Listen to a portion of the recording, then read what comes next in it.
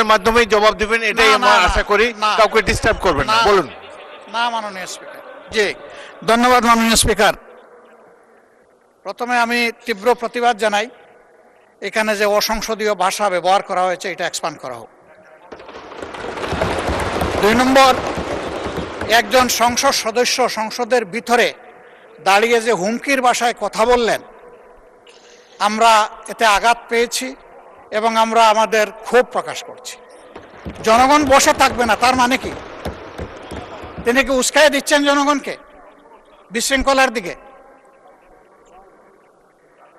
এগুলা সংসদীয় আচরণ না মাননীয় স্পিকার। আমরা পরীক্ষা করে দেখব, যদি কোনো অসংসদীয় কোনো ভাষা থাকে সেটা আমরা এক্সপাঞ্জ করব যদি থাকে। আর দ্বিতীয়ত,